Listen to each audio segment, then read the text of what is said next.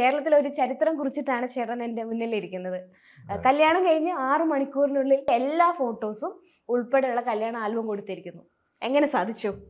അല്ല അത് ഒന്ന് എൻ്റെ കൂടെ ഉണ്ടായിരുന്നവരുടെ ഒരു ഇത് മീൻസ് ഞാൻ അങ്ങനെ ടീമിന് മാത്രം അങ്ങനെ ഫുൾ ക്രെഡിറ്റ് കൊടുക്കില്ല. അവരവരെ ജോലി ചെയ്ത് അതാണ് അതിൻ്റെ ശരിയായിട്ടുള്ള പാത്ത് എന്ന് വെച്ചാൽ ഇപ്പോൾ എഡിറ്റർ ജോലി ചെയ്തു, ഡിസൈനർ ജോലി ചെയ്തു, പ്രിൻ്റർ ജോലി ചെയ്തു, ആൽബം മേക്ക് ചെയ്യുന്ന ആൾ അയാളുടെ ജോലി ചെയ്തു, ഞാൻ ഫോട്ടോഗ്രാഫറാണ് അപ്പോൾ ഞാൻ എൻ്റെ ജോലി ചെയ്തു. നമ്മൾ അവരവരുടെ കടമകൾ കൃത്യസമയത്ത് ചെയ്ത് അതുകൊണ്ട് നമുക്ക് കോർഡിനേറ്റ് ചെയ്ത് സക്സസ് ആക്കാൻ പറ്റിയെന്നുള്ളതാണ്. കേരളത്തിലാണെങ്കിലും ഇന്ത്യയിലാണെങ്കിലും കല്യാണം കഴിഞ്ഞിട്ട് ആൽബം കൊടുക്കാഞ്ഞിട്ട് കേസ് വരെ കൊടുത്ത ചരിത്രം നമുക്ക് നിലവിലുണ്ട്.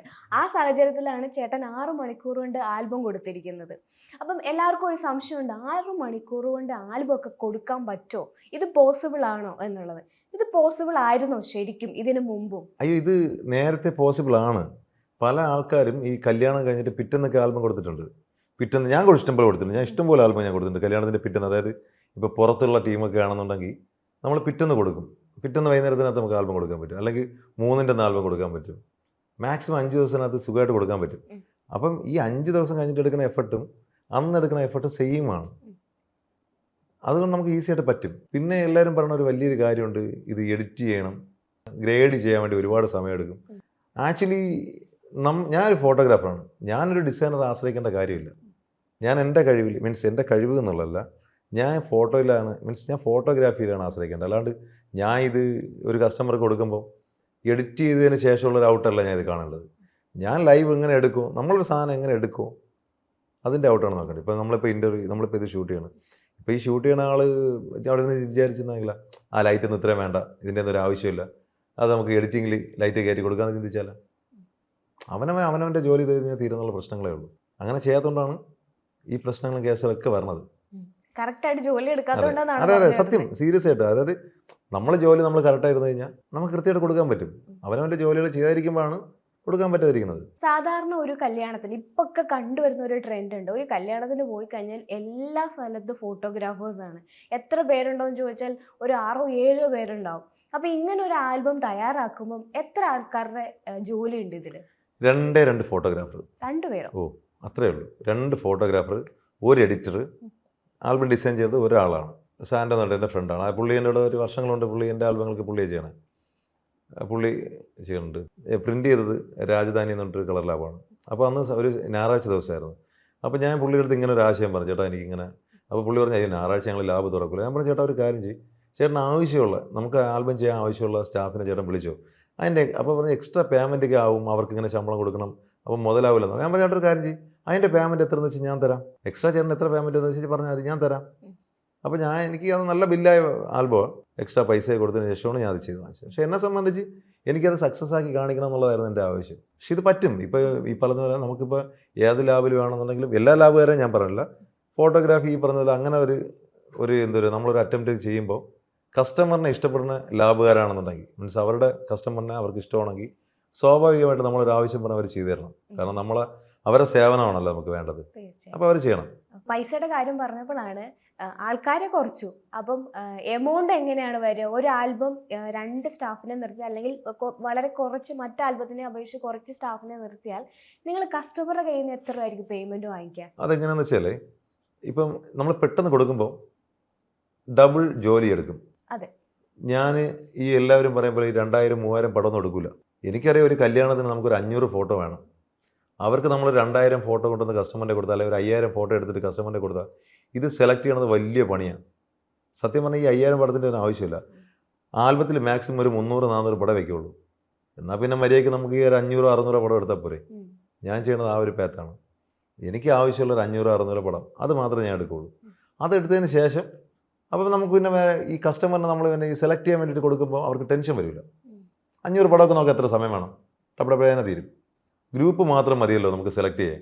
അല്ലാതെ അവരുടെ കപ്പിളൊക്കെ നമ്മളാണ് തീരുമാനിക്കുന്നത്. മീൻസ് ഇപ്പം നിങ്ങളുടെ ഏത് പടമാണ് കൊള്ളാമെന്നുള്ളത് എനിക്കറിയാവും. ഒരിക്കലും നിങ്ങൾ ചിലപ്പോൾ ചില ആൾക്കാർ പറയും എൻ്റെ ഈ സൈഡ് അയ്യം അങ്ങനെ എടുക്കല്ലേ, ഈ ചിലരൊരു ഈ സൈഡ്, അങ്ങനെയല്ല. അവർക്ക് അവരുടേതായ നല്ല ഭംഗിയുണ്ട്, അത് നമുക്ക് കാണുമ്പോൾ അറിയാൻ പറ്റും. അവർക്ക് ചിലപ്പോൾ അതങ്ങനെ അവരുടെ മനസ്സിൽ ഇങ്ങനെ ഒരു സാധനം അങ്ങനെ പറഞ്ഞ് വെച്ച് ഒരു പാത്താണ്. ചിലർക്ക് നമ്മൾ കല്യാണം എടുക്കാൻ പോകുമ്പോൾ ഭയങ്കര വണ്ണമുള്ള പെൺകുട്ടിയും ഭയങ്കര വണ്ണമുള്ള പയ്യനായിരിക്കും, അല്ലെങ്കിൽ നേരെ ഓപ്പോസിറ്റ് ആയിരിക്കും. അപ്പോൾ നമ്മളെ സംബന്ധിച്ച് അത് നമ്മൾ കറക്റ്റ് ഒരു ഫ്രെയിമിനകത്ത് നമ്മൾ കൊണ്ടുവന്ന് അത് മനോഹരമാക്കി കൊടുക്കുക എന്നുള്ളതാണ് നമ്മളെ ജോലി. അതിനാണല്ലോ നമ്മളെ വിളിക്കുന്നത്. പേപ്പറുകളുടെ ക്വാളിറ്റിയാണ് എല്ലാവർക്കും ടെൻഷനായിട്ടിരിക്കുന്നത്. അപ്പം ഈ പേപ്പറുകളുടെ ക്വാളിറ്റി എങ്ങനെയാണ്? സെയിം നമുക്ക് ലാസ്റ്റ് ചെയ്യുന്ന ക്വാളിറ്റി തന്നെയാണോ 1 ഡേ കൊണ്ട് അല്ലെങ്കിൽ ഈ 6 hours കൊണ്ട് മെയ്ഡ് ചെയ്ത് കൊടുക്കുന്നത്? ആക്ച്വലി ഈ 1 വർഷം കഴിഞ്ഞിട്ട് അടയ്ക്കുന്ന പേപ്പർ തന്നെ ലാബിൽ ഒറ്റ പേപ്പറിൽ അവർ പ്രിൻ്റ് അടിക്കുകയുള്ളൂ. കാനോൻ്റെ ഒരു പേപ്പറിലാണ് എനിക്ക് പ്രിൻ്റ് അടിക്കുന്നത്. അപ്പോൾ ആ പേപ്പറിൽ തന്നെയാണ് അവർ പ്രിൻ്റ് അടിക്കുന്നത്. അല്ലാണ്ട് എനിക്ക് വേണ്ടിയിട്ട് മറ്റേ ലോക്കൽ പേപ്പർ കൊണ്ടുവന്നിട്ട് ലോഡ് ചെയ്ത് അങ്ങനത്തെ പരിപാടിയൊന്നുമില്ല. നോർമലി എല്ലാവർക്കും കൊടുക്കുന്ന സെയിം ആൽബത്തിൻ്റെ പേപ്പർ എന്താണോ ആ പേപ്പറിൽ തന്നെയാണ് പ്രോസസ്സിങ്. അല്ലാതെ നമുക്ക് വേണ്ടിയിട്ട് ഇങ്ങനെ അഴുക്ക് പേപ്പർ, കുറഞ്ഞ പേപ്പർ, കൂടിയ പേപ്പർ അങ്ങനെയൊന്നുമില്ല. ഇപ്പോൾ ഈ കുറഞ്ഞ പേപ്പർ, കൂടിയ പേപ്പറൊന്നുമില്ല. ഇപ്പോൾ എല്ലാ ലാബുകളും ഹൈടെക്കാണ്. പിന്നെ ഇപ്പോൾ എനിക്ക് തോന്നുന്നത് നമ്മളെക്കാൾ കാര്യങ്ങൾ കൂടുതൽ കസ്റ്റമറിന് അറിയാം. കാരണം അവർ ഗൂഗിളിൽ സെർച്ച് ചെയ്ത് നോക്കുമ്പോൾ അതിൽ കുറേ കാര്യങ്ങൾ അറിയാൻ പറ്റും. എന്താണ് ഉപയോഗിച്ചിട്ടുള്ളത്, എങ്ങനെയൊക്കെയാണ് ഉപയോഗിച്ചിട്ടുള്ളത് എന്നൊക്കെ അവർക്ക് നമ്മളെക്കാൾ നോളജ് നമ്മളെക്കാൾ നോളജ് ഉണ്ട്. അപ്പോൾ നമ്മൾക്ക് അങ്ങനെ കസ്റ്റമറിന് അങ്ങനെ പറ്റിക്കാനൊന്നും പറ്റില്ല ഇപ്പോൾ പഴയതുപോലെ. പണ്ടൊക്കെ ഒരുപാട് ആൾക്കാർ ഈ പേപ്പറിൽ പ്രിൻ്റ് അടിച്ചിട്ട് പറ്റിച്ചിട്ടുണ്ട്. ഇന്ന് അതൊന്നും പറ്റുന്നില്ല. ഇന്ന് കസ്റ്റമറിനെ നമ്മൾ കൊണ്ടുകൊടുക്കുന്ന കസ്റ്റമർ പറയും ഇത് ഇന്ന പേപ്പറാണെന്ന് അവർ പറയും. അതുകൊണ്ട് ഈ ക്വാളിറ്റിയിലൊന്നും ഒരു കോംപ്രമൈസും ഇല്ല. പ്രത്യേകിച്ച് ഞാൻ ക്വാളിറ്റിയിൽ കോംപ്രമൈസ് ചെയ്യില്ല. ഞാൻ ചിലപ്പോൾ കാശ് ഇച്ചിരി കൂടുതൽ വാങ്ങിക്കുമായിരിക്കും. ക്വാളിറ്റിയിൽ കോംപ്രമൈസ് ചെയ്യില്ല. ഈ കാശ് കൂടുതൽ വാങ്ങണത് ഈ ക്വാളിറ്റിയുള്ള പേപ്പറിൽ അടിക്കാനൊന്നുമല്ല. ഞാൻ എടുക്കുന്ന റിസ്കിന് ഞാൻ കുറച്ച് കൂടുതൽ കാശ് വാങ്ങിക്കും. കാരണം എല്ലാവരും 10,000 രൂപ ലാഭം എടുക്കുമ്പം ഞാൻ ചിലപ്പം 15,000 20,000 രൂപ ലാഭം എടുക്കും. പക്ഷേ എനിക്ക് ഈ പറഞ്ഞ പോലെ എനിക്ക് എല്ലാ ദിവസവും എനിക്ക് ജോലി ചെയ്യേണ്ട. ഉള്ള ജോലി വൃത്തിയായിട്ട് ചെയ്താൽ മതി. എനിക്കൊരു മാസം എനിക്ക് 4-5 കല്യാണം ഞാൻ ചെയ്യുള്ളൂ. പക്ഷേ എനിക്ക് ഈ 4-5 കല്യാണം മതി. നമ്മൾ ഈ 30 ദിവസം ജോലി ചെയ്തിട്ട് നമ്മൾ ചുമ്മാ ടെൻഷൻ അടിച്ച് നടക്കേണ്ട കാര്യമില്ലല്ലോ. ചെയ്യണത് 5 ദിവസമാണെങ്കിൽ അത് ആത്മാർത്ഥമായിട്ട് ചെയ്ത് അത് കൃത്യമായിട്ട് നമ്മൾ കൊടുത്ത് അങ്ങനെ മെയിൻറ്റെയിൻ ചെയ്ത് പോയാൽ നമുക്ക് ജീവിതകാലം മൊത്തം സക്സസ് ആയിട്ട് പോകാം. അതുകൊണ്ടാണ് ഞാൻ ഇങ്ങനെ സക്സസ് ആയിട്ട് പൊയ്ക്കൊണ്ടിരിക്കുന്നത്. പിന്നെ ഈ പറഞ്ഞ പോലെ കുറേ പേര് ഇങ്ങനെ അത് പിന്നെ സ്വാഭാവികം. ഈ പറഞ്ഞ പോലെ മനുഷ്യരല്ലേ, നമ്മളല്ലേ, മലയാളീസ് അല്ലേ, കുറ്റം പറഞ്ഞില്ലെങ്കിൽ ഉറക്കം വരില്ല. അത് സ്വാഭാവികം. പ്രത്യേകിച്ച് ഒരേ തൂവൽ പക്ഷികൾ എപ്പോഴും കുറ്റം പറയും. അത് ഞാൻ ചോദിക്കാൻ വേണ്ടി വരുമായിരുന്നു. ഇങ്ങനെ ഒരു സാഹസം ചെയ്തിട്ടിരിക്കുകയാണ്. അപ്പം മറ്റുള്ള ആൾക്കാരുടെ ഇന്ന് എന്തെങ്കിലും റെസ്പോൺസോ എന്തെങ്കിലും കിട്ടിയിട്ടുണ്ടായിരുന്നു? എന്നെ ഒരുപാട് ആൾക്കാർ എന്നെ വിളിച്ചിട്ട് പറഞ്ഞതെന്ന് വെച്ച് കഴിഞ്ഞാൽ ഇതിപ്പോൾ കുറച്ച് മുമ്പ് നമ്മളോട് സംസാരിച്ചപ്പോൾ എന്നെ ഒരാൾ വിളിച്ചു. എനിക്ക് ഒരു പരിചയമില്ലാത്ത ഒരാൾ, കൊച്ചിയിൽ നിന്നാണ്, എറണാകുളത്തുള്ള ഒരാളാണ് വിളിച്ചത്. ഞാൻ പറഞ്ഞു വിളിച്ചിരുന്നല്ലേ. പുള്ളി എന്നെ വിളിച്ചിട്ട് പറഞ്ഞു വെച്ചാൽ 10 വർഷമായി പുള്ളിയുടെ ആൽബം കിട്ടിയിട്ടെന്ന്.